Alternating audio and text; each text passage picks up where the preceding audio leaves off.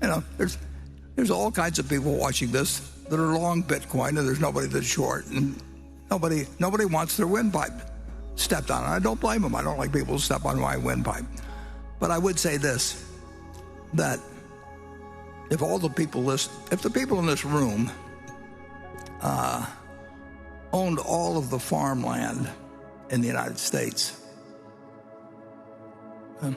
and you offered me a 1% interest in it, and you said, for a 1% interest in all the farmland in the United States,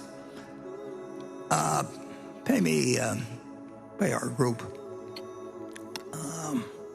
well, let's see, 10 million, pay us this bargain price, $25 billion. I'll write you a check this afternoon, $25 billion. Now I own 1% of the farmland. If you tell me you own 1% of the apartment houses in the United States,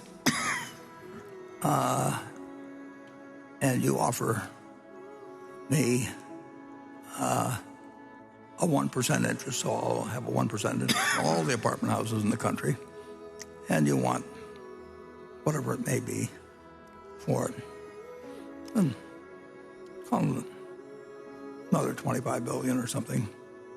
I'll write you a check. It's very simple.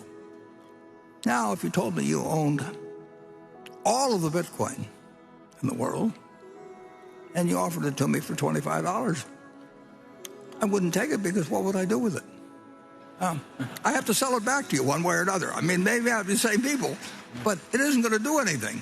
The apartments are going to produce rental, and the farms are going to produce food. And if I've got all the Bitcoin, I'm back where whatever his name was, who may or may not have existed, was 15 years ago. If I've got it all, he could create a mystery about it. But everybody knows what I'm like. I mean, so if I'm trying to get rid of it, people will say, well, why should I buy some Bitcoin from you? I mean, why don't you call it Buffett coin? Make your own or something. What? Do something. But I'm not going to give you anything for it. And you'd be right, incidentally. But that explains the difference between productive assets and something that depends on the next guy paying you more than the last guy got. Now, net,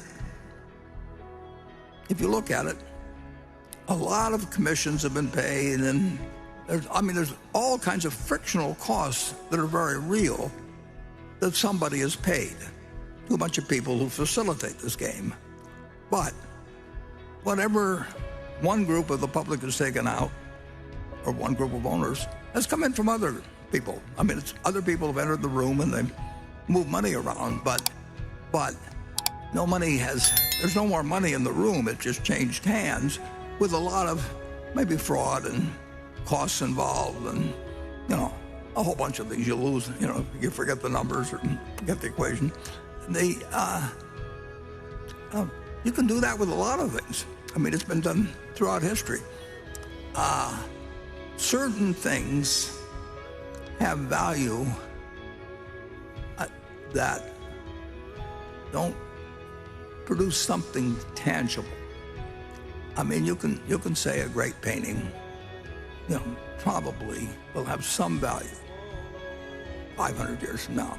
May not, but the odds are pretty good that if it was a big enough name, at some point, there will be a few things. I mean, you can find something pretty. If somebody wants to sell you a pyramid or something, and you can charge the viewers, it'll be around a long time and won't produce anything. But people will find it interesting to go there because I've read about the pyramids. But basically, assets, to have value, they have to deliver something to somebody, and there's only one currency that's acceptable in the United States. I mean, you can come up with all kinds of things. We can put out Berkshire coins, or we can put up Berkshire money or anything like that. But we get in trouble, I guess, if we call it money. But in the end, this is money, and there's no reason in the world why the United States government, whose currency people prefer, there's 2.3, just under 2.3 trillion just of these little pieces of paper floating around some places, 7,000 for every man, woman, and child in the United States. And of course, most of them probably aren't in the United States. Who knows? But this is the only thing that's money. And anybody that thinks the United States is going to change to where they let Berkshire money replace theirs, is out of their mind. I mean, so anyway, with those few deficiencies,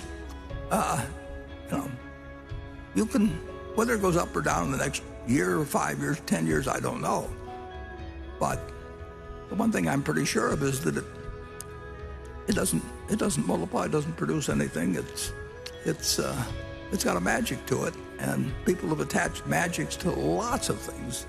I mean, the gold on Wall Street, create magic. We are not an insurance company; we're a tech company. Well, they're an insurance company, but a dozen people or so have raised a lot of money. They just say, just don't pay any attention to the fact that we sell insurance.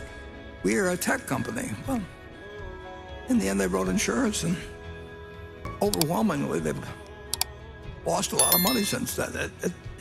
You can make up things that work well in getting money from other people, and that's why